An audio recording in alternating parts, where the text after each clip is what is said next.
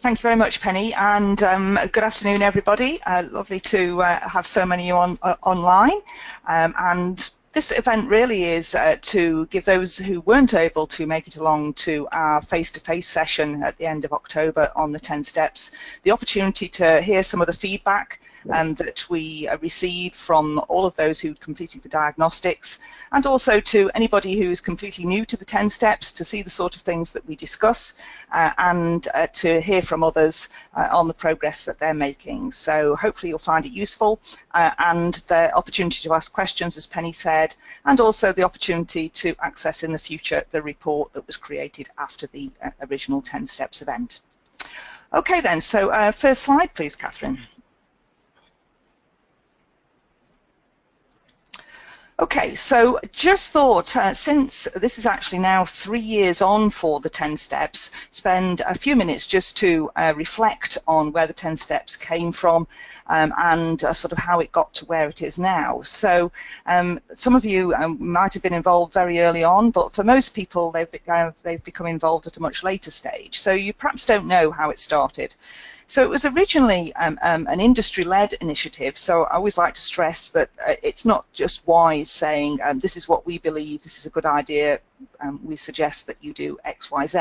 It actually was created out of very much an industry focused activity. And so jointly with the Royal Academy of Engineering, specifically their Diversity and Leadership Group, as it was then, now the Diversity and Inclusion Leadership Group, we pulled together a number of companies who were perhaps a little bit further on the journey than others were at that stage. So they'd started to work on the area of trying to improve gender balance, trying to get more women into very male-dominated areas within their businesses. And we drew those companies together to listen to them, to talk to them, and sort of facilitate a conversation about what really worked. And that was wholly focused on retention and development of talent. As you're all no doubt aware, WISE is involved in the whole pipeline from classroom right through to boardroom in terms of supporting and encouraging more women into those subjects and careers. But the 10 steps is about that particular part of the pipeline that is within your control, within your businesses, so the retention and development of the talent that you already have. And so it was hoped that by talking to and really drilling down into what these more mature players were doing, we could find out what had really made a difference. And we started off with a workshop of just 10 companies, and from that we distilled that conversation along with looking at good practice and research, and that became the 10 steps. And the number of companies that were involved in that grew to 20 signatories once we sort of launched this as a concept, and by 2017 it had actually reached over 70 signatories. And then we had a bit of a consolidation because we wanted to be sure that all of those companies who were involved really were involved and engaged. They weren't just there to sort of collect the badge. So we had a bit of a regroup and a consolidation, and now we have 50 active and very engaged companies. So these are all companies who've completed the diagnostic, they're actually participating in events and sharing good practice with other organisations who are members of WISE, and that's the other key thing that we now have, that all of these companies are now committed members of WISE as well, so able to make sort of a bigger splash and greater use of the 10 steps as part of their other activities. And the key part for, that we see from that as being hugely beneficial, of course, is it makes the benchmarking much more realistic, because we've got companies that are progressing through with that, rather than just companies that pop up for 1 year and then don't do anything the following year. And it also means that when we do find someone who's doing something great within the WISE membership, we've got a really good opportunity then to actually share what they're doing. So that was how it all started and how we got to where we are now. So hopefully that brings you up to speed. So this is, say, 3 years on, and the third, what we originally called Measuring Progress, now Creating Impact events to help companies make the most of the 10 steps. All right, next slide, Catherine. So these are the 10 steps that we by now all know and love, hopefully. It remains as is. We've not, we see that one of the benefits of having this benchmarking tool is that it isn't morphing or evolving into something else. It's actually staying as a very simple framework with vocabulary that everybody is now familiar with, and that we can actually use as a formal benchmarking and comparison tool for the future. So no plans to change that. And as many of you know, a lot of the offerings that WISE makes and a lot of the events that we run are actually aligned with individual steps within this. And we'll continue to do that to help you work on those steps that perhaps are the most challenging for you, and those steps where we see that overall, as a cohort, not as much progress has been made, which of course is one of the objectives of this discussion and the event that we ran previously. Okay, next slide, Catherine.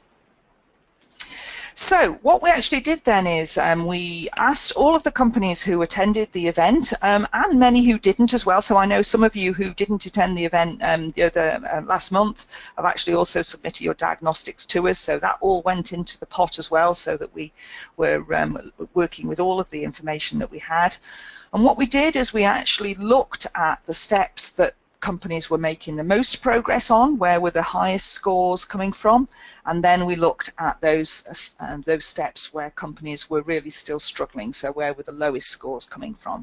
And so this is a bit of a league table, a rank order of those particular steps. So if you'd like to put the first one up, Catherine. So the highest scoring step, when we look at all of the responses that we receive, so this is a calculation of the mean score, is that approaching this like a business improvement project is a very high scoring step for those within our current cohort.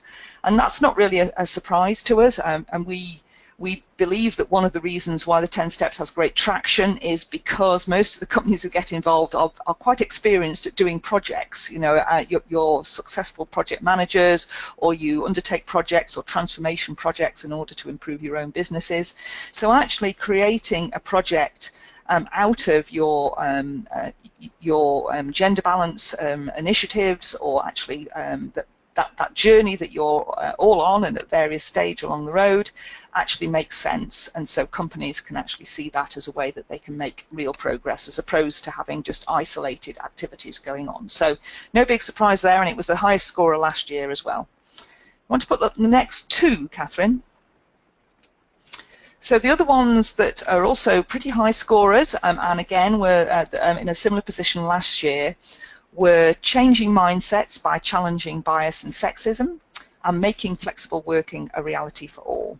And these are encouraging for two reasons really. With the changing mindsets, it demonstrates to us that that companies are now really starting to stand up.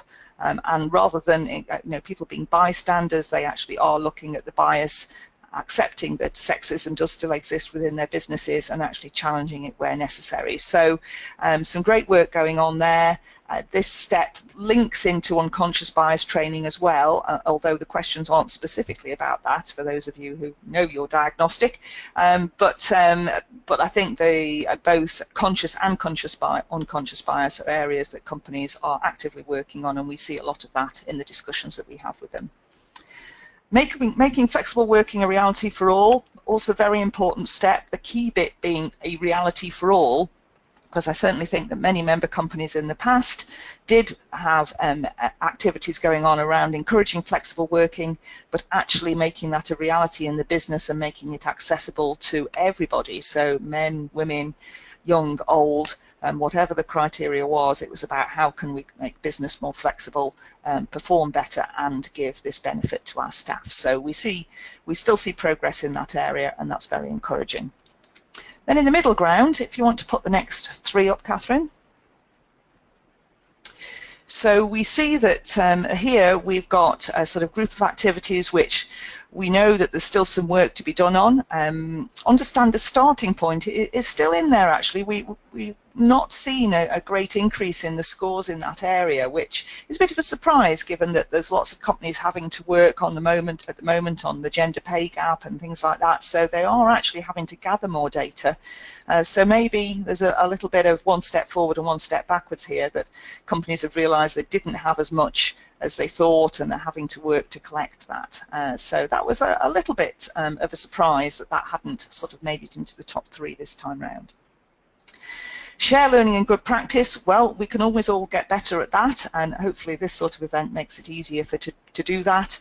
And I would encourage everybody who's attending, just as we say at our face-to-face events, if there's a company that's talking or there's a company who you want to hear more about, then do pick up the phone or email us, and we can connect you and encourage you to have discussions outside of those that WISE facilitate. So lots of things go on around the outside of the 10 steps, and it's always great to hear about discussions that are going on directly between members of the cohort. Be creative in job design. That's a step where we've seen some big improvements, and this has jumped from being 9th last year to being 6th this year. And we see this certainly in our own discussions, and many of you will know that WISE actually offers a recruitment workshop which actually looks at how do we remove unconscious bias from our job specifications, how do we review our job design and job specs, and how do we redesign our whole process of recruitment and promotion. And so we know that lots of companies are starting to ask us to deliver that. They're starting to think about this element of creative job design. So so good to see that that's progressed up the list. Next one, Catherine. Okay, so we're here now in those areas where companies still do seem to be struggling. We're not seeing as much progress.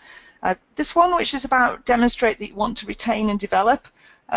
This is always a bit sad, I think, to see this down at the, near the bottom of the list, because it ought to be one of those easier ones to actually make progress in. So to be able to demonstrate your staff that you really value them, that you want to keep them within the business, that you want to invest in them, and particularly those who might have to have career breaks due to family or caring commitments, and so obviously we want to see companies being as constructive and as creative and proactive as possible, and bringing women in particular back into the workplace after maternity leave or carers leave, and putting in place as many different ways of encouraging that to happen.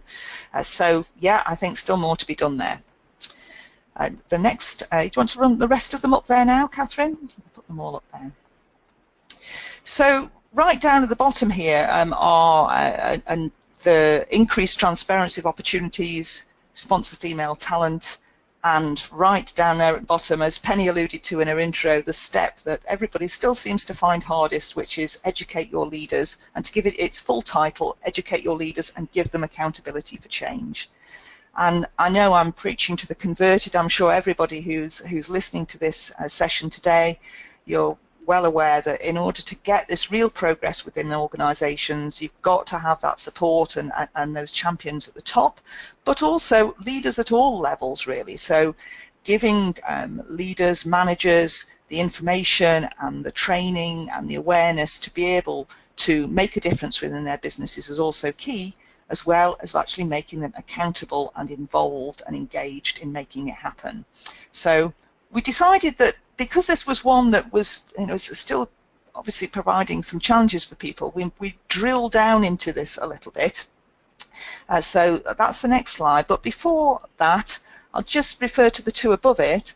So the sponsoring female talent, that's an area that has slipped a little bit, it would seem, and we had seen some really promising progress here. So this was all about organisations putting in place programs for to encourage women to move up to the next level in leadership, to support them with mentoring and direct contact with the members of the executive team. And this is one of the things that Siemens will talk about, and so we saw it as an area where companies could definitely still learn, and hopefully you'll find that useful. Increasing transparency of opportunities. I think that's one that companies are not as familiar with, perhaps, how they might do something about that. And so we see this as being an area where understanding your succession planning, understanding the routes that more informal discussions take place about promotion and about new job opportunities is an area that, with more open communication, hopefully companies can make an improvement in. But that one, I think, is a little bit more further down the line for more mature companies who are addressing these issues. All right, so let's drill down into the educate your leaders piece a little bit. Next slide, Catherine.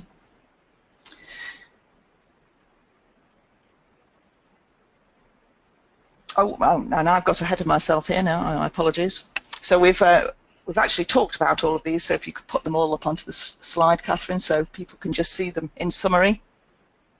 So I've sort of talked about these as we've gone through. So you'll see there, in particular, the specific things about job design having jumped up the list, which is very positive, and we can support you on that if you feel this is something you want to work on. Sponsoring sponsoring women and retaining and development being those areas that seem to be perhaps a plateauing or slipping a little bit, and then educate your leaders being that step that companies are most challenged by. All right, so on to that drilling down piece. Okay, so if you put them all up, Catherine, I think that's probably the best way to look at it. So you'll see that these are the 5 questions that the diagnostic tool asks relating to this particular step. So it asks, do leaders understand and articulate the business case for D&I? And very high scores there. That's great, 70%. It'd be great if it was 100%, of course, but that's, that bearing in mind that we have a lot of responses and people at different stages of the journey. That's an encouraging score. Have your leaders been trained in unconscious bias is a specific question in this section. So only just over half have been trained in unconscious bias, so it would be, as a great first step, it's not a means in its own right, but as a great first step in giving your leaders the ability to grow their own awareness and to become more familiar with the principles and the things that are going on in the unconscious bias arena. That is an encouraging step when we see it, so more companies being active there would be brilliant. Here then is the challenging one, question 3, do leaders have performance targets related to D&I? And we've seen time and time again when we talk to companies that are really making great strides to improve gender balance, that actually giving performance targets, actually treating those targets for D&I as if they are as important as many other of the KPIs and targets within the business, has been absolutely key to driving real progress. So that's why we asked that question, and this is the one that's still tripping people up. Do leaders act as sponsors and mentors to women in the organisation? Well, again, a reasonably encouraging score there. It's still there in the amber area, but nearly as high as the first question. And then also the final one, do they lead by example to raise the profile of diversity issues? Well, again, 58%, not setting the world on fire there. So it would be nice to feel that those leaders that we are giving, who are giving support to these programs, they're not just talking about it, they are leading by example, and they are being visible. They're not just cheering from the sidelines, they're actually coming onto the field as part of the team to make a difference. So perhaps that's something for you to reflect on there, or perhaps compare your own scores in terms of how they rank against those from the rest of the cohort. Okay, next slide please, Catherine. So how does this look from the point of view of the overall cohort then? And obviously this is what WISE are interested in as an organisation. Are we actually driving any progress within the sectors that we service? Are there any themes there that we can pick up on and help us to serve you better by providing more information or better support or better interventions? So I would say for the third year responses, that some companies' scores have stayed the same and some have actually decreased. And there's a little bit of this last year as well, and it's a continuing theme really, that the more companies are actually using the 10 steps and really engaging with it and drilling down into these things, the more aware they're becoming of what is really happening. When we first started off this program, there was definitely a case of rose-tinted spectacles, and you might have one person within the HR department, for instance, who filled in the diagnostic, and they had quite a lot of knowledge about what was happening, and they therefore put forward a score that was actually perhaps much better than it would have been if you'd asked people who were at the coalface or working within the body of the organisation who didn't know as much about what was happening. It hadn't sort of trickled down to them and they weren't seeing that same sort of picture. So we do tell people if they give us a lower score, and in most cases they say, no, actually we agree with that. We're not actually, we didn't have as good a picture as we thought we had, and now we feel we've got a better grip, and so the score is more accurate. So you should never worry too much about that if your score's going creeping down or staying the same. If it's a big step down, yes, there's obviously something strange going on, but this has been a bit of a theme over the past couple of years. I would also say that scores compile from multiple employee responses. So if you get a team of people together, or you get one person from a number of different divisions together and they fill in the diagnostic, and you create a sort of cumulative score, then you will get a lower score, and that actually tends to be more accurate. And of course it prompts discussion and debate, and it allows you to compare and contrast people's points of view. So it's actually a really valuable exercise, and I'd say the vast majority of companies now who come along to 10 Steps events, they've sort of had more than one or two people complete the diagnostic now. They've actually used it within the business to get a much more rounded picture of what's actually happening on the floor. So I would also say that overall, by this third year, companies are being much more self-critical. They're actually being pretty tough on themselves because they want it to be realistic. They want to involve more people and listen to people who perhaps don't have such good experiences, maybe have had bad experiences in their department or in their part of the business. And only by listening to that can they actually drive progress, by understanding them. So I think that's been a really helpful part of the 10 steps, to actually progress from being a very high level diagnostic to something that actually it helps to sort of weed out some of these issues and to flush out some quite challenging opinions.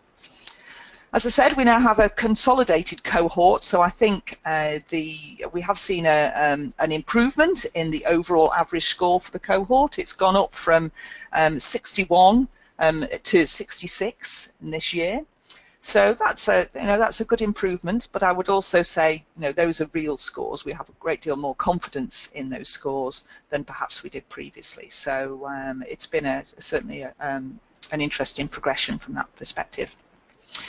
Disappointingly, this year we did have a couple of high scorers who did complete their diagnostic this year, who didn't this time round, and I'm sort of, I hope to go back and have a conversation with them really, because it is really important to still have those high scorers in here. Perhaps they feel that they don't get as much out of the conversation, that they're giving rather than receiving in many cases. But of course, we want to give access to you to the great things that they might be doing, and we hope that they don't keep them to themselves. So we'll be following up on that and to see if that was just a one-off.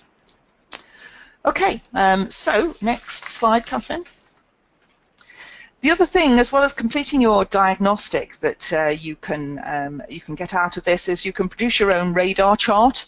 So I know some organisations like to use radar charts to sort of help highlight how which of the steps you're making the most progress on, to sort of give you a more tangible and visible view of your actual progress. So I would encourage you to use the Excel spreadsheet that we send the diagnostic out in, to actually create your radar chart as a tool for you to use within your own businesses. And a little bit later on we'll talk about how you can use the 10 steps further, and some ideas from other companies as to how they've done that as well. Okay, so I think that's me for the moment. I don't know whether there are any questions that you've sent into Penny at all. Thanks, Susie. Yes, if you could please post your questions in the box. If you've got questions for Susie around the 10 steps framework, any questions around, don't feel stupid if you're new to the 10 steps and you don't really understand how it works and how you can utilize it, please do ask questions around that as well. We've got people on the call that are not using the 10 steps at the moment, and we've got people that have been using it for some time. So all questions welcome. So yes, please post them in the questions box now, and I'll put them to Susie.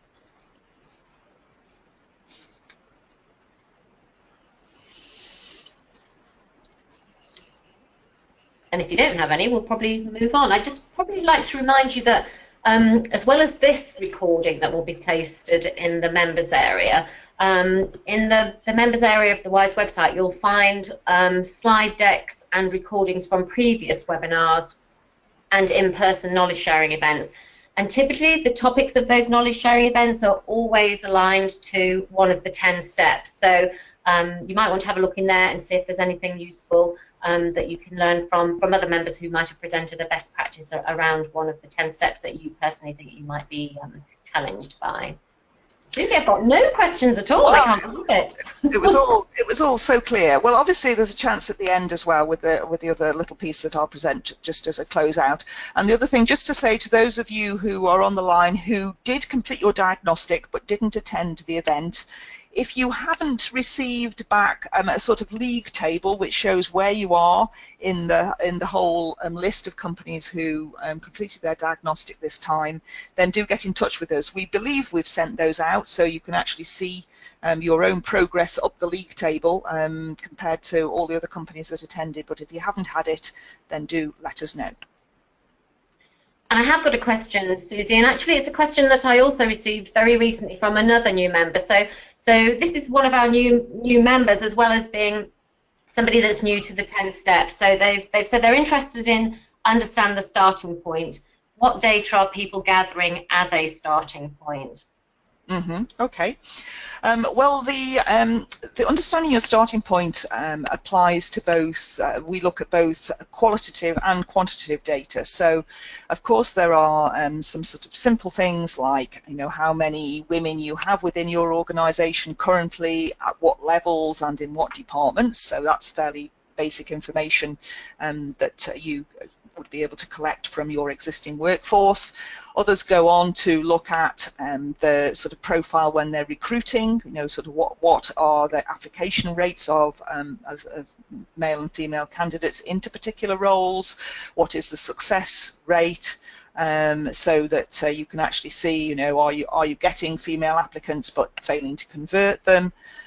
When they join the business, are they staying within the business for the same sort of length of time as your male employees, or are they leaving sooner? So there are sort of different levels of sophistication, I would say, with regard to that sort of quantitative data, and of course the data that people are having to collect at the moment, which is related to gender pay gap, looking at the the pay for men and women within your organisations, and ideally collecting that against the roles that they're doing as well. So I think people are at different stages along the line to that, and a lot depends on the the information that you already hold in your own sort of personnel records and HR records, and how much of it you've got to collect from new, but we can provide further advice on that. The other thing I would say is that also don't dismiss qualitative data. So we always encourage companies as well, if they're doing employee engagement surveys or anything similar to that, to actually try and include some questions in there too about the experiences of men and women within your business, so that you can actually see whether or not there are any issues that come out of that. And WISE in fact has their sort of very own version of an employee engagement survey, which is called the Cultural Analysis Tool, which looks at exactly that, those different experiences of your male and female employees, so that you can identify areas where you might need to make some changes for the future. So hopefully that gives you a little bit of background, but we'd be happy to provide more information offline. Thank you, Susie. there's a question here actually that I can take. Somebody's just asking if WISE is focusing on the UK or do we have a global focus? And I can take that WISE is very specifically focused on the UK. We recognise that many of our members are from global organisations and that they can potentially utilise some of the learnings that they might have from WISE and apply them across their organisation. We recently ran a session for one of our members that they had employees call in from other parts of the world as well. But our focus at WISE is very specifically UK. Yes, but as you say, Penny, you know, I mean, the other week there was a video conferenced 10 Steps workshop with participants from the US, the United Arab Emirates, and the UK. So that was an organisation who were using the diagnostic in all of those 3 countries to try and understand the differences that were going on between the different parts of the business. So, so it's still a useful tool from that perspective. Indeed. Any other questions before we move on to the next speaker? Speakers, should I say?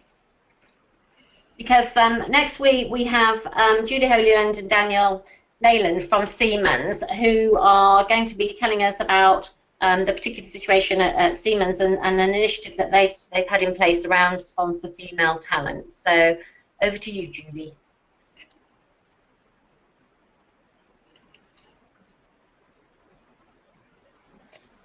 We're just sharing a webcam. Yeah, just bear with us one moment. That's right. Can you hear us okay? We can hear you fine. A little bit of shuffling. Danielle, we can't see you quite so well. If you could move cozy on up to Julie slightly more. No, we can see you both now. That's good. Thank you. That's wonderful. Excellent. Okay, well, thank you so much for this opportunity to share with you what we're doing at Siemens around gender diversity. So my name is Julie Holyland, and this is Danielle. Yeah, and my role in Siemens is Learning and Talent Development Partner. So what we wanted to do really was just to share a little bit about what we've been doing around gender diversity. This is our journey. I'm not saying that we are experts in this. We still have a long way to go, but we wanted to really share some of the examples that we've had around some of the activities that we've done, which maybe have helped to other people on the call. So can you just move on to the next slide? So just a little bit of background about who we are. So if you're not familiar with Siemens, we are an engineering and technology company. We are global. We've got about, as you can see, 350,000 people across 200 countries and about 15,000 people in the UK. And of that, we've got 5,000 who are in the engineering, manufacturing and technology field. So we're quite heavily focused into that. And overall, of our workforce, we have 22% women. So we have quite a small percentage, as you can see, of women within our overall workforce, and that's really an area that we want to improve. At the bottom, you can see the sort of businesses that we're in, and we really work on within different divisions, focusing on different technologies.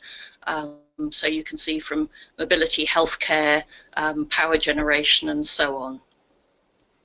So that just gives you a little bit of background about us. If you carry on to the next slide. So as I mentioned, a key focus for us on diversity inclusion is around gender balance, but it's wider than that. We've really, our overall aim, our overall vision is about being inclusive across all the organisation, so that everybody feels that their opinion counts, that they are valued in the organisation. So that's our overall goal. And from that, we've developed 3 key priority areas. The first one is about data, and I suppose that harks back a little bit to what Penny said earlier, that it's important, we felt, that we're making decisions about diversity and inclusion based on facts and reason rather than what's nice to have. The second one was about developing an inclusive mindset, so really helping everybody in the organisation build their awareness and understanding of diversity and inclusion and be more inclusive. And I think we talked a little bit earlier about unconscious bias, and things like that are tools that we've used really to support that inclusive mindset. And our third priority is primarily focused on gender balance. And that's one area that Danielle and I have been working on quite a lot. So if you carry on to the next slide. As I mentioned, our first priority was about data-based decisions, and this is where the 10 steps has been really useful for us. So we conducted an initial 10 steps a couple of years ago, and we've recently undertaken it again as part of the overall picture that Susie's been talking about. So that's been really good for us in terms of understanding where we are. And interestingly, as Susie said, our score has gone down, and I think the reason for that is that we've now taken on a wider view, we've asked more people, we've gone deeper into the organisation. I think also as well, it's something that now we've started on this journey, we recognise how far it is that we have to go, and the 10 steps has given us a really good opportunity to review our next course of action. The other area that we focused on as well was we did an assessment with the National Equality Standard, and this is really again about understanding where we are as a business and where we need to go. And as you can see here, it talks about the level of that we are within the organisation in terms of diversity and inclusion. So we did it first in 2015, and we've reached a level 3, which is saying that we are accepting of diversity and inclusion in the organisation. So we are planning to do this again, hopefully this year, and we would hope that we are moving forward on that one as well. So I would say that the importance, I think, is really about having some of that clear understanding of where you are at the moment and where you need to go. And we also did a lot of work around data within the organisation, looking at different aspects of gender and how that impacted people's careers, people's longevity in the organisation, and so on. Okay, if you could carry on. So I think that reinforced our need to think about gender balance and gender diversity. Question from my side then was really, well, what are the priority areas? Because that's quite a big aim, looking at creating greater gender diversity. So what are the priorities? And we did a bit of research really looking at generally aspects of gender diversity and its implications. And if you just go on to the next slide, you can see just a few snippets of things that we found. It was interesting that you can see there it was about 85% of CEOs believe diversity and inclusion will build their businesses. And I think we have an understanding the same within our organisation. I thought the one on the left was interesting because it talks about the fact that is it important when people make a choice of an organisation that they're going to join? Does diversity and inclusion matter? And yes, it seems as though it does. We also looked at the Women on Boards, the Davies report. You may have come across this, which really sets some national expectations around gender diversity and inclusion. And also thinking about encouraging businesses to put in measures to support women and to grow that overall talent pipeline. Initially there was a requirement to, I suppose a challenge really for the UK to, by October 15, to have 25% of our boards made up of women. And actually as a country we were quite successful. By that date there was 26.1% of women in senior positions on boards, but not consistent. Some businesses were very high, some it was hardly any. So there isn't a national picture. But we've signed up to increase our gender diversity at senior levels, and the Davies report, as you can see, has set another challenge for us in the UK around, by 2020, increasing the number of women in senior positions to 33%. So the challenge is there for all of us. I think the one in the bottom right is interesting, where it talks about the fact that 50% of employees believe their CEO is committed to gender diversity. And I think that really correlates well with the findings from the 10 steps. And we'll show you a little bit about how we've helped support that in Siemens. So if you carry on to the next slide. One of the things that we found, which was, I suppose, not a revelation, but interesting, when you talk about women getting into senior positions, often we talk about the glass ceiling and can we break the glass ceiling, but actually it's not that way. It is in fact a leaky pipeline, so as people go up the organisation and become more senior, then the percentage of women tends to decrease. And we follow exactly that same pattern. So as we go up the organisation, our level of women in leadership roles decreases. And we found when we were doing our research really that there was a specific time that that was very, very apparent. We tend to be very good within Siemens at identifying women with potential at more junior levels. But then when we get to the more senior levels and we go into senior management roles, then really the number decreases vastly. And there's something that we need to do, we felt, to support that transition from a management role into a more senior management role. And that's really where we focused our attention. So if you carry on to the next slide. We looked at, well, what might we need to do? And there's lots of factors that research shows us really that influence women moving into senior positions.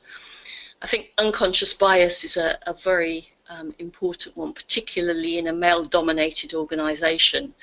And sometimes it's even conscious bias. Also expectations, I think, as well, from both men and women as to what they can expect within an organisation. Flexible working is another one that we're looking at because, again, we need to make it physically possible for everybody to contribute to the organisation. And also the area of confidence and self-belief we thought was a really interesting area to explore. So could you just carry on to the next one? So we set a proposal together really of what we wanted to do within our organisation, and the real focus for us is this idea of supporting high potential women to encourage them to stay with us and to progress into more senior roles. We identified our target group based on the work that we'd done, really to say we were looking for women with high potential who've got potential for our senior roles. It talks there about people who are currently PL5 or next step PL5, which is really our more junior management roles. The idea was really to provide some tailor-made support for them in terms of development. So looking at a program that really would support them in terms of coaching, in terms of really understanding different aspects of their roles and their, I suppose, their approach. Also then giving them opportunities to network and really trying to look at building that sponsorship that we talked about a little bit earlier on. And really getting our managers and our senior managers actively engaged. And we are looking at measuring this through initially feedback from the group, feedback from their managers, and also looking really at what's happening to this group over the longer term. We've now piloted 2 groups and we're following up on those and looking to roll this out further. And I suppose our overall aim in the long term is really increasing the percentage of women who are at those senior levels. So if you could just carry on to the next one. As I mentioned, really, we're looking at creating a tailored approach for this group, and this is some work that has been done by a company we've been doing some work with called Talking Talent, where they're looking really at what are the top skills that women see themselves needing to progress. And really we built some of the work that we're doing around these aspects.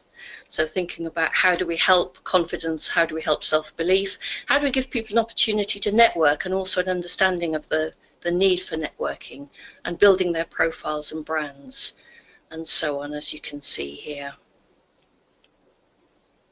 So I'll hand over to Danielle, who will tell us a little bit more about how we actually went about it. So we could just move on to the next slide, please. Okay, so as Julia mentioned, we piloted a programme called Women into Leadership, and there was quite a lot of different approaches all built into this, and the topics that we covered were very much based on some of the research that Julie's just mentioned. So initially there was almost a pre-work for the delegates, so really for them to think about what their starting point was and how they felt around some of these areas. So as you can see here, some of the key topics that we covered in our modules. Authentic leadership, so I think that was really around helping us as leaders be comfortable in our own skin, and probably I should just add, I was very fortunate in the sense that I was involved in putting this programme together with Julie and rolling it out, but also I was also a candidate, so I can speak from the heart in terms of my own experience as well in terms of going through this. So first we did the authentic leadership, was very much around thinking about what kind of leader we want to be, and this really wasn't around fixing women and changing women. This was around helping women come to work and be leaders and be their best self, their authentic self. We covered areas as well, so things like confidence and self-belief. So there was a lot of self-reflection, very much coaching style and coaching approach to the overall programme, and I think we had a real diverse group of women in both groups as well. So everyone took something different, I think, and related to different elements of this. So we had some women that were really, really confident already in the programme, for example, and some, like myself, really took a lot from the self-belief and confidence piece. Topics like politics and networking again, so a lot of us were quite sceptical of not wanting to play the game and not wanting to be involved in things like politics and networking in organisations, but actually the programme gave you some really practical ways to approach this, and really it's just about having a network and communicating with people, and you don't have to be, feel like you're being underhand by deliberately strategically building relationships with certain people that are going to help you grow and develop. So it was really practical help as well, and things that you can leave the program and go and put in place. Presence and gravitas, again, I think that links quite nicely with the confidence and self-belief. So your brand when you're presenting, how do you want to come across? So really thinking about how you're perceived in the organisation and wider. So they were all sort of face-to-face modules that we did. We also supported the candidates by one-to-one coaching sessions, so each of them had 2 sessions each. So there were certain things that they perhaps didn't want to go into detail in the different modules, but then they had that one-to-one time as well with a coach to talk to their own specific areas. Mentoring and sponsorship, as Julie mentioned, so absolutely encouraging mentoring relationships, and actually some of the women have become mentors as well to people more junior to them, or women at earlier stages in their career. And the sponsorship piece, and that's something we absolutely want to keep building on going forwards, to really make sure that we keep the journey alive for these women that have been going through this programme. What I would also say, and it says here around this buddy coaching, I think one of the really, I suppose, powerful things in this group was the connections that the women as a group built, and it's been fantastic to meet different role models and senior leaders in the organisation throughout this programme, but actually we found our own role models in our own group as well, and we really have coached each other and come together as a bit of a force in its own right in terms of the group. I think another really important thing for us, and certainly something I would encourage if you do something like this, is to really engage the candidates' line managers. So we involved them right at the beginning as well, so we briefed them on what the programme would cover and how they can really support that candidate throughout their journey and afterwards. Okay, if you'd like to just move on to the next slide, please. So this just gives you a bit of an insight in terms of the impact of the programme, and you can see here, we're talking about 80% of the candidates felt they would take a different approach to a challenging situation. 80% of them feel they've gained more confidence as a result of the programme, and bearing in mind we're still relatively early days in terms of the journey of some of these people, but already 60% of them have taken a stretch assignment, done something different that they wouldn't have done before, and I think that's a really good indication of the impact this programme's having, and hopefully we'll continue to see that positive impact moving forwards. Just to the next slide, please. I mentioned at the beginning of the programme, the candidates all did a sort of a self-reflection with their manager, so that was a really good way to engage with the manager on this as well.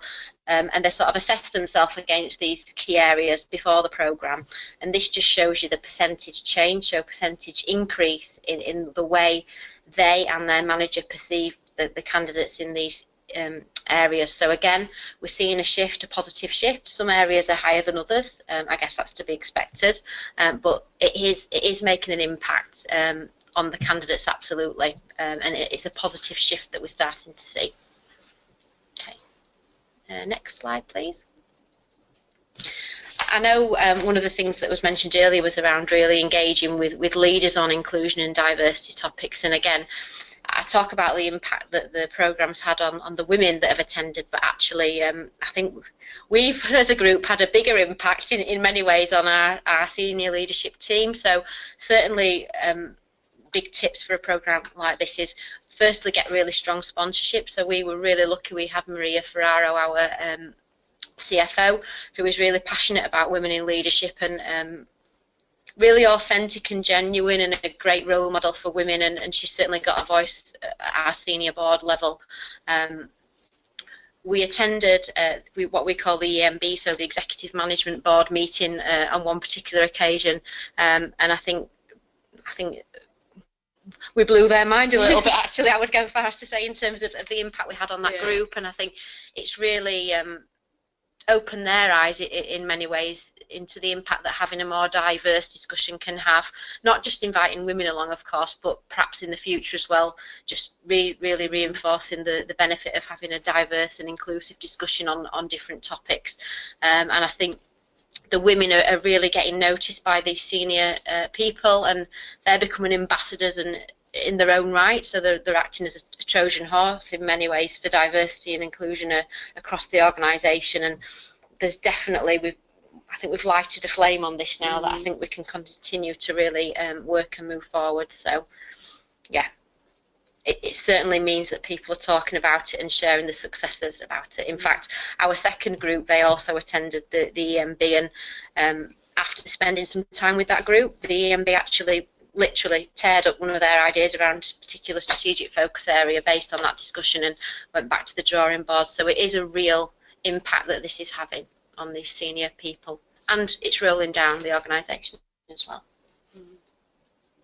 Anything else to add on that, Julie? Yeah, I think it's really interesting, the impact that it's had, because I think when we started this from our senior team, I think philosophically a lot of them got it and thought, yes, we do need to have diversity and inclusion within gender, but they didn't really buy into it 100%. I think there were some who were maybe still sceptical, some who sort of didn't really 100% support it, but actually by showing the results of what we did, we now have complete buy-in. So I think sometimes when we look at diversity and inclusion, to have an example or to have something that illustrates what we're talking about works really well. And I think it's almost reverse now, that we have got the Women into Leadership group started, and that in essence is now changing the culture and changing the view of our senior team. So I think that's really important, and will continue to do so. I really think it will make a difference. Okay, can we move on to the next slide?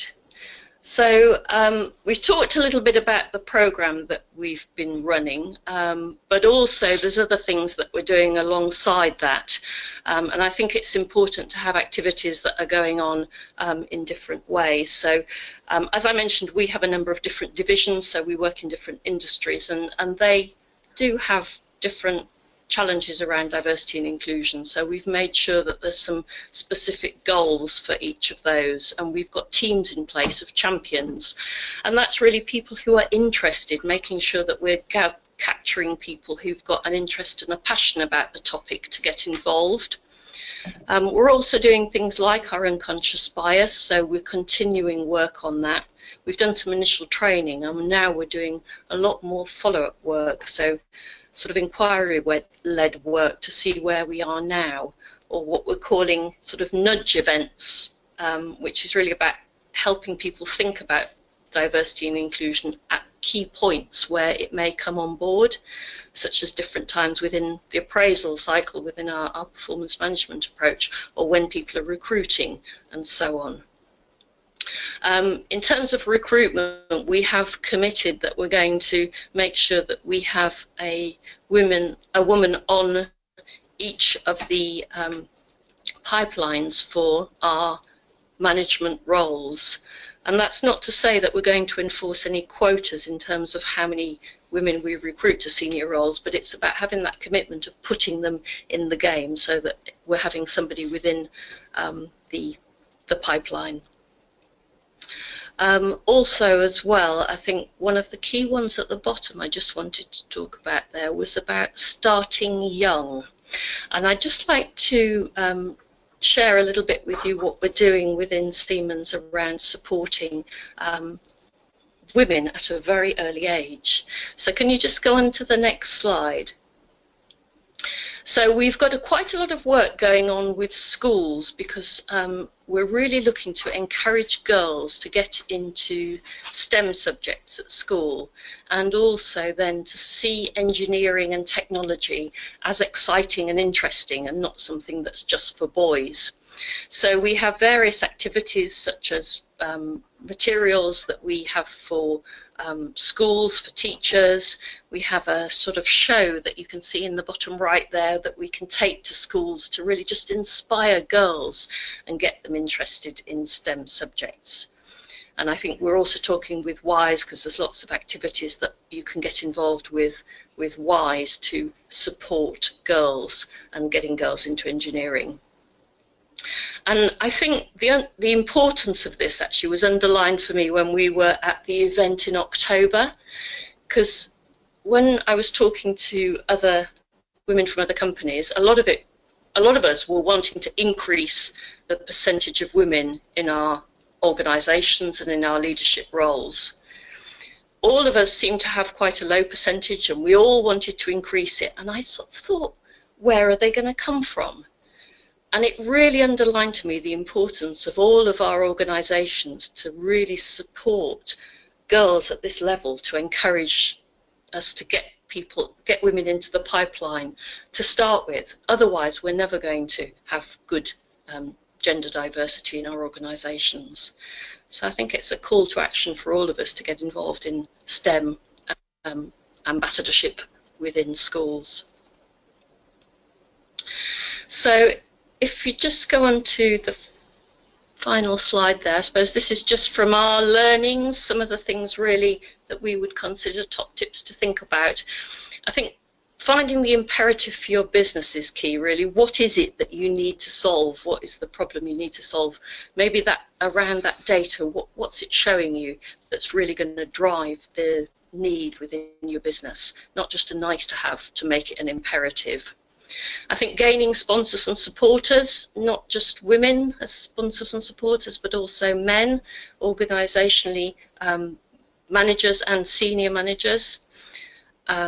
Also about the culture, so it's not just about the women, and I always think with gender diversity it's not about fixing the women, it is the wider culture. So what are you doing around other activities in the organisation to really make people think about inclusion? Track progress, so how are you getting on? But I'd say don't be impatient. It is a long-term commitment in order to build the gender diversity. And leading on from that, it's support diversity and inclusion in all of your other strategies, so recruitment, entry level, and so on. So earlier, looking at schools and so on. So I suppose that's really where we are. Our aim is to continue to use this approach really to build our culture. And I suppose for us, we've talked about it quite often as being a movement. It's really about a culture movement. It's not a project. It's not something that's finite, that's going to have an end. It's really about increasing the culture, building the culture within the organisation overall. So that's really all from us in terms of our journey so far. Does anybody have any questions? Thanks, Julie. Any questions for Julie and Danielle on their approach to this, or on Danielle's particular experience? We've got one question here, and also, as Julie mentioned, WISE does support its members in terms of outreach programs to girls. We have an apprenticeship toolkit which you can access via the website, and we also have a resource called People Like Me. There's information on the WISE website about that, or you can always contact myself or any other member of WISE to give you more information about that. So Julie, one question I've had here, which I think is very simple to answer, I'm sure. So the women that were on the leadership, Women into Leadership program, what sort of level of commitment was it? Was it over a few days? Was it over months, multiple sessions? And how often do you then plan to run such a program? Okay. The program ran for about 6 months. So there was, as Danielle shared, there were some group events and then also some one-to-one events, but also a lot of it as well was self-driven by the women. So there's been a lot of activities that they've got involved with that's been driven by them, and their level of commitment has actually driven it. And I think particularly for the groups, when they finish, that isn't the end. No. And do you want to share just? Yeah, I mean, we sort of get together virtually every month, and at least every quarter we've had a few meetings so far to get together face to face and share our experiences. So it's absolutely a living, breathing network, and those relationships have continued, and I'm sure they will continue. I think we almost feel a level of responsibility, I think, to make sure this works and prove that it can be successful for future women as well to go through the programme. So 6 months initially in terms of the commitment that we had for the programme, but ongoing really. Okay, thank you for that. I am a little bit mindful of time now, so thank you both, Julie and Danielle, for coming along and sharing your initiative today. And just remind everyone that the recording for this session will be available on the WISE website. And also there's a slide deck specifically from Siemens from the in-person event from the 31st of October that's available in the members area, so that may be of interest as well. We had a little bit longer then, so the slide deck's slightly longer too. So thanks to both of you, and now we're going to hear from Camilla Barrow from Bechtel, who's going to share with us how they've made some success around educate your leaders, give them accountability for change, which, as we've heard on a number of occasions today, still seems to be the step which presents the biggest challenge to most of our members. Hi, Camilla. Hi, good afternoon. Yeah, so thank you for the introduction. So I'm Camilla, and I work for a company called Bechtel, and right now we are the program delivery partners for Crossrail. So I'm the deputy project manager for our system-wide work on the Crossrail project. So before I talk to you a little bit about Bechtel and how we've done in 2017, particularly against Educate Our Leader, I just want to give a bit of background to our company, who we are and what we do, so you understand where our challenges have come and what we need to address and what we have been addressing. So our company started in America about 120 years ago. It's a family-run company, and it's a global engineering, construction and project management company. And we operate in about 4 different business units. So we have nuclear, security environment, oil, gas and chemical, and infrastructure. And our infrastructure is based here in the UK. We've been here for about 65 years, and I've spent my 11-year career with Bechtel in the UK in our infrastructure business, working here. So we have Bechtel employees right now in about 40 different countries, representing about 100 different nationalities, speaking more than 80 different languages. So we're proud of the diversity we have in our company, and we recognise it's one of the key strengths and means to us kind of leading or being successful within our industry. So it's really a business imperative that we have that kind of diversity across our company, and it differentiates us. So if we can go to the next slide, please.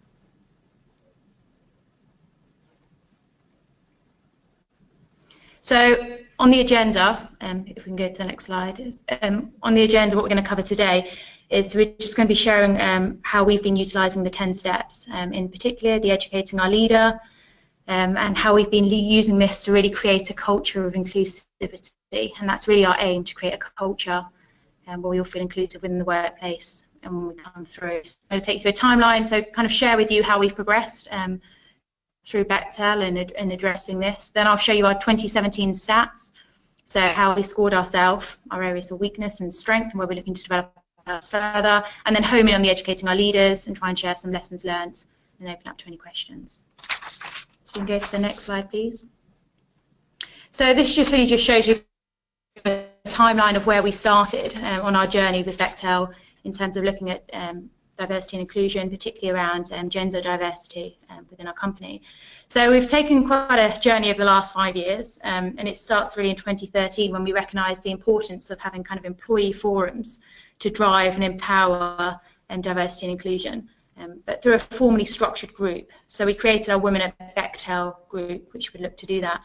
And we'd already established other engagement forums, such as next generation groups, so looking at kind of young leaders, and also we had one for military and veterans. But we really wanted to empower a Women at Bechtel group, which was open to everyone, all diversities and all perspectives welcome, to really start looking at, what are we doing, how are we targeting ourselves, and where our gaps are. And it was really driven in 2013 by a couple of things: the predicted shortage of engineers. So we knew we had to get more people into the industry, this is in the UK and wider abroad. We're facing more and more challenges, and we recognised that diverse teams were driving innovation within our industry, so we needed to kind of keep that pool coming in and encourage it more so we could continue to differentiate ourselves. And we felt we weren't doing enough, to be honest. So this group was created. It was sponsored straight from a couple of executives within our UK office. So we set up a similar structure and framework as we would with any of our other business and projects in terms of organisation, how we rolled out goals, and then how we link that up with all the other Women at Bechtel organisations globally too, in terms of sharing lessons learned. So with a mission statement, values, visions, all that type of stuff. It was consistent across the entire project. So then in 2014, we had seen a reduction in the female resignation rates, so it dropped from 20% to 9%. And I think it's key to, as this was mentioned previously, that this statistics was particularly focused, we noticed, around the 5 to 10 year mark within the industry, within an individual's career. That's when we're really seeing people kind of drop off. So we also noted that. Around the same year, we had a 13% increase in female graduate intake, and that was only 1 year after our launch, when we specifically target looking at the pool and the intake, not so much in the retention and progression. We were looking at some of the earlier stages at that point. Then in 2015, on our UK project that I currently work on Crossrail, we have nearly 40% of our engineers were women. So that was quite a good milestone. And actually, there was a recent article on the Sunday Daily Mail about how the stuff doing on Crossrail as an organisation within itself to really drive kind of women in infrastructure and women in engineering. And within the same year, we were crowned the WISE Employee of the Year. And it was really in this year, in 2015, that we really started defining our goals and setting annual targets and then measuring ourselves against those KPIs. And those KPIs are rolled out to everyone within our organisation, and I'll talk a little bit more about what those KPIs specifically were. But that's when you really start to see things changing, when you have those clear KPIs out to everyone. It's kind of small, it's measurable, and people are kind of held accountable for what they know is a requirement of the company, an expectation, and a betterment for us all. So in 2016, we really started to see the benefits from some of this work. So 16% of our UK engineers are women, which was about double the industry average at the time. And 2 of our employees were named in the top 50 women in engineering by Daily Telegraph. So that was Aileen McAdam and Linda Miller. And the proportion of women, so within our construction function, we had about 50% graduate intakes were female for that year, which was significantly higher than previous years, actually. And then finally, in this year, again, we had a female in the top 50 women, and they focused on under 35 in the Daily Telegraph, so we're getting role models out there. We also had one of our key leaders appointed an OBE, so this was a couple of weeks ago. So Linda Miller was appointed for her work in promoting gender equality. So she was on the Crossrail project, really very visible and vocal key role model that was very accessible, very relatable, and did a lot for our industry. She's moved on to Sydney now to do the same for some of our business units out there. So notwithstanding some of the successes we've kind of highlighted over the time, we've still got quite a few gaps. We're still a long way off from our targets to where we want to be. We've still got a lot of work to do. And again, it's particularly around that retention progression. We still need to develop that. And we've got a lot to really build a culture of inclusivity. So on that note, if we go on to our next slide, which will show you the stat that we had in 2017. So here you can see how we scored ourselves, and I'll start off by saying I mentioned that we have kind of annual targets and assessments. You can see the areas that we have been targeting over the last few years. Fortunately, they're the areas that we are actually scoring. We're seeing some difference and some increases in our outputs from that. We're seeing the benefits of sharing lessons and good practices, understanding metrics and our starting points, and then educating a leader, which is what I'm going to delve into in a second. As mentioned before, retention and progression, that's clearly our focus for 2018. We've done some work this year, but we've still got quite a lot more to do. So we hold our hands up to that, and only by identifying the gaps can we really fix it. So that's what we're looking at. But going back to educating your leaders, Susie talked a little bit about the kind of 5 questions we've asked ourselves and been assessing ourselves against. And what I'm going to do is I'm going to go through each one of those questions and give a couple of examples of what we've been doing to really address that and making sure it's coming from the top down. So if we go to the next slide, I'll take you through the questions or the subject headings and how we've been addressing them. So first of all, do we understand and articulate our diversity and inclusion business case? And the answer is yes. It's built in our fundamental visions, values and covenants. So our visions, what we aspire to do, our values, what we believe, and covenants, how we do it. So on day 1 of working for Bechtel, everyone has to go through a couple of days of induction, and we talk about our visions, values and covenants. And the one that's all linked around, it's all linked around people, but the particular one that identifies it the nice is the culture one, where we actively build a diverse inclusivity and collaborative working environment. And everyone gets given kind of our booklet on this, and we are encouraged to challenge people from day 1. If you don't feel like you're living with people where you're working with your leadership, anyone or people working for you, if you don't feel they're doing stuff against those covenants to support that, we can challenge them, you can question them. It's about creating that kind of questioning atmosphere of expectations from the company, and then that's driven from the top down. So from day 1, it's clearly articulated. And we also challenge people about your kind of language and behaviours that you use. Is it encouraging a culture of inclusivity? And then from day 1 onwards, it's continuously reinforced. So we have annual surveys that look at, they're called cultural pulse surveys, that feel like how are environments that we're working in.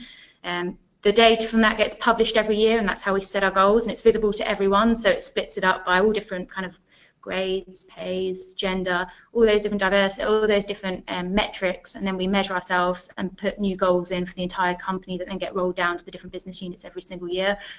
And we get regular updates. I've just given you a snippet. So these are our sites that come out from Brendan Bechtel, the head of our company, that really talks about, makes it personal, why it's important to him, what his expectations are. And these regularly come out and get communicated in every single forum. And I think one of the most interesting things was that every year we have our global business meeting in the US. And last year, one of the things we really pull to bits our visions, values, and covenants, and we tweak it to make sure is it inclusive? Is it driving that kind of culture that we desire? And we're happy to change it as altogether, tweak words to make sure it's really giving the right desired impact of what our company wants.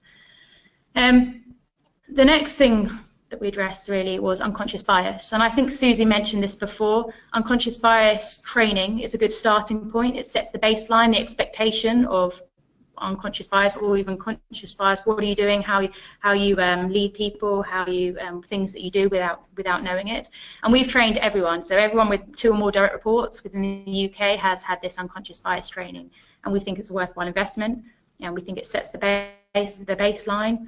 And so everyone's had it, and then now new employees, if they're coming as a supervisor, now gets it going forward. So really, it's just setting that basic requirement and fundamentals for expectations. And the third one is, do we have performance targets? And the answer is yes. We've had them for a few years now.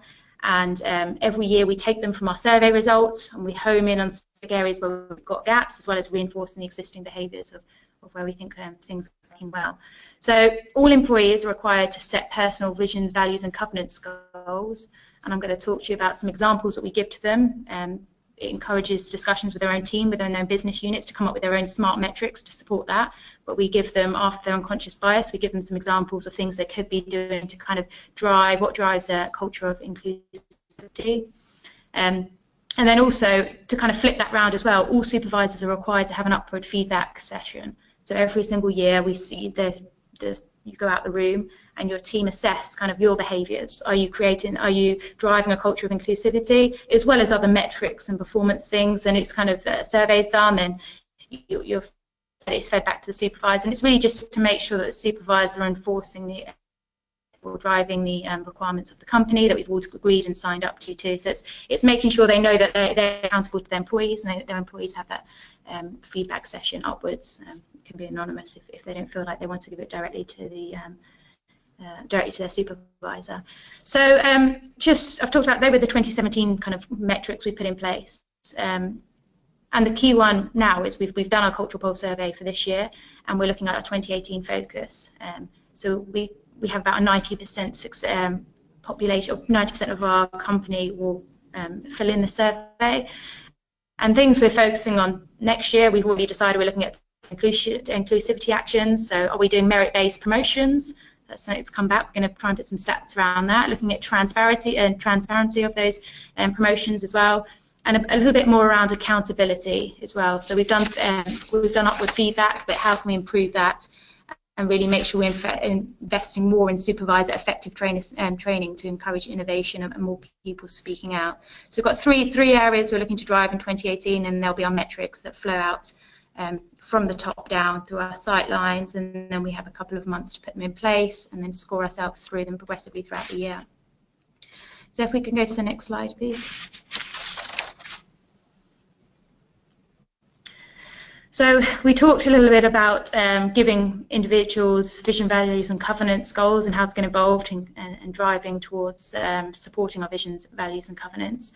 And some of the examples that we've done, or some of the questions we're asking ourselves, are we acting as sponsors and mentors for women within our organisation, and are we leading by example and raising the profile? So these are a couple of the initiatives that we've been rolling out, and I think one of the key things is making sure that we have role models that are accessible to everyone. So I've already mentioned a couple of examples like Linda and Ailey, but it's also taking part in things like this. It's very important that you choose the right people to step up, and it's kind of a bolt-on initiative. I think all too often within companies you have kind of one-hit wonder initiatives that come out and then disappear. But in order to kind of sustain or not make an initiative, make it the way we work, we don't assign this kind of stuff to HR who do provide the policies or other support services. We're asking individuals within the company, within the leadership, to kind of speak out, talk at things like this, or reach out and make a difference, because it is fundamentally important to the way that we are.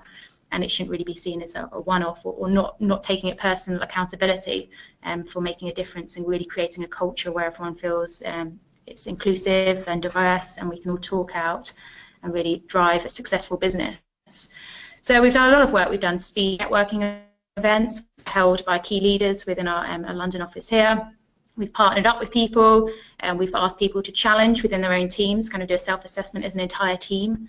And we did that on this project. We had a session where we said, look, our language and behaviours when we sit as a meeting, how are we inclusive, and assessed ourselves and continuously challenged ourselves.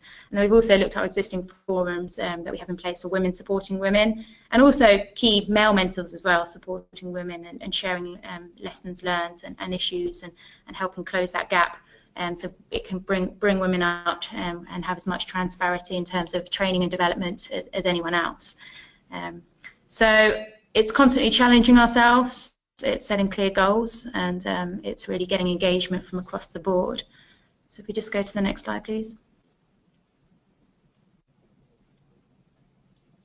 So just to summarise, over our 5 years really road or journey that we've been on, we have had quite a few successes, but clearly from my diagnostic that we're happy to challenge ourselves on constantly. When there are areas that aren't as good, we've still got a little way to go to create a complete, a culture where you walk in and you feel like it is inclusive and mixed, and it's encouraging great ideas and people to speak out, and everyone has the same opportunity, which is really our goal.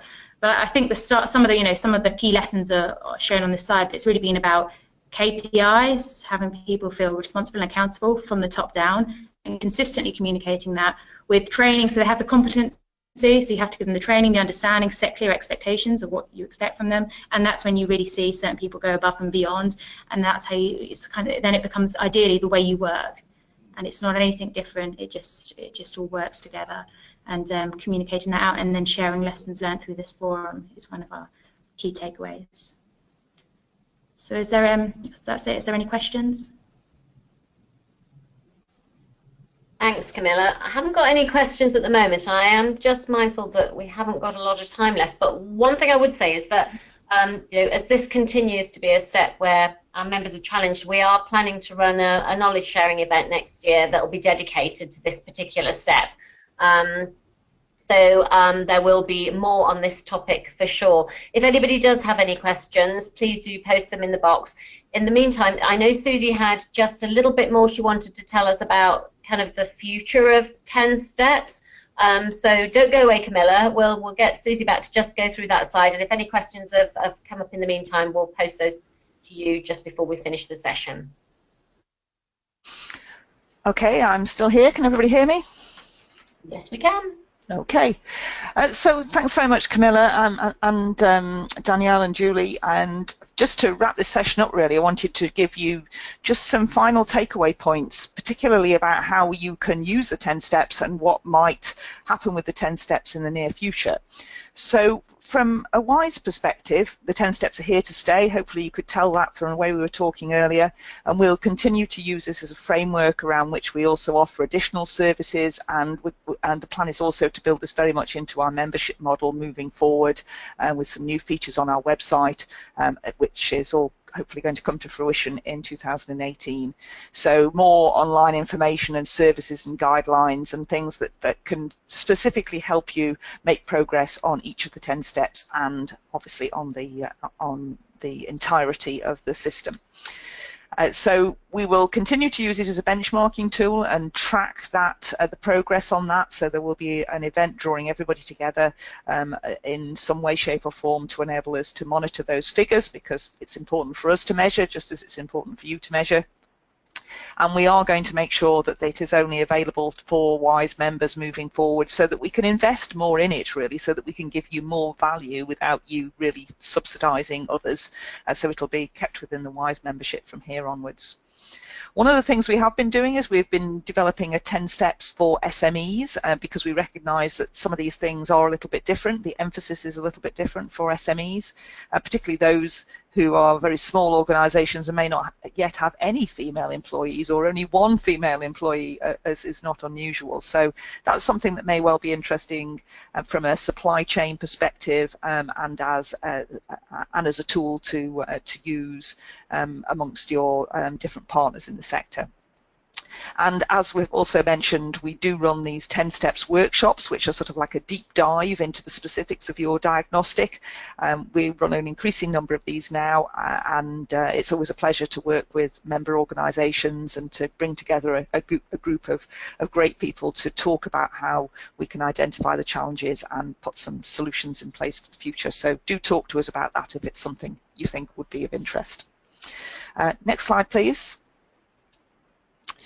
So one of the things that we had a speaker talking about in the event that we ran the other week was that you can do a diagnostic in its own right, but one of the things that you can also do is build it into a broader sort of strategy session, really. So one of the ways that we can do that is actually use it as an exercise, either to complete as a group, or actually get different departments within your organisation to complete it, so you can actually compare and contrast.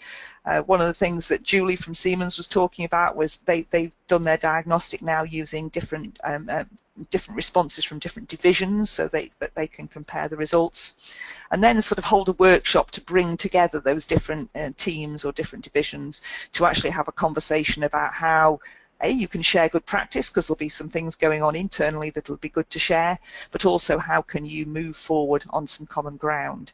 And so the diagnostic results can be used to help you set those priorities and to measure your progress. So that's a really practical way that you can take the 10 steps beyond just a sort of result in isolation and into something that's really useful for you for the future. And then, of course, you can also share that with your partners and with other companies within your supply chain as well, so that you can sort of extend this use of the concept, the framework, and the common vocabulary. So we would encourage you to do that.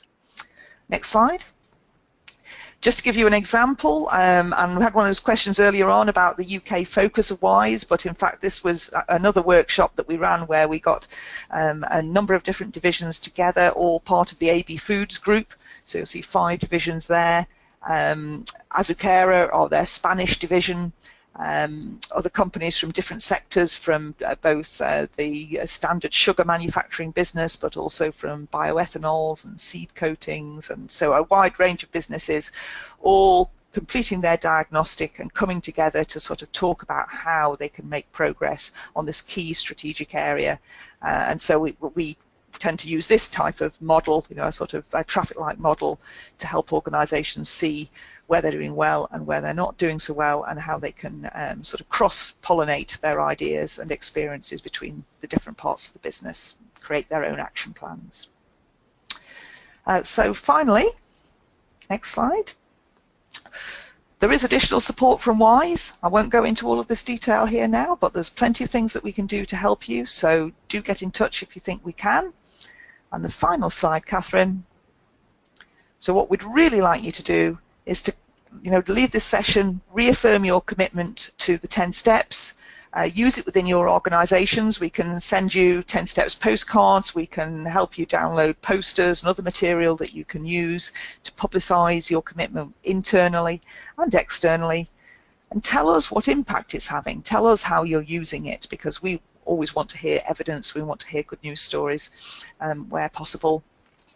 Use that commitment to make it visible, extend the conversation into your supply chain, and any feedback that you have on other organisations who might have a good practice example for one of the 10 steps, or from within your own organisation, please do tell us about it, because we always like to share it. So that's me done. Over to you, Penny. Just any final comments? Thanks, Susie. Well, perfectly timed. We're nearly at 2 o'clock, about 40 seconds to go. So thank you for everybody for coming on to the session today. I hope you found it valuable. As I said before, the recording will be available in the membership area of the WISE website by the end of this week. If you've got any other questions that you'd like to get in touch with us, you can use the info@ to communicate with us, or any of our email addresses, which hopefully you at least have mine. And thank you to our speakers. Thank you, Julie, Danielle, Camilla, and of course to you, Susie. So thanks everyone, and hopefully we'll see you again at another webinar or an in-person knowledge sharing event soon. Thank you. Bye-bye. Thank you, everyone. Bye-bye.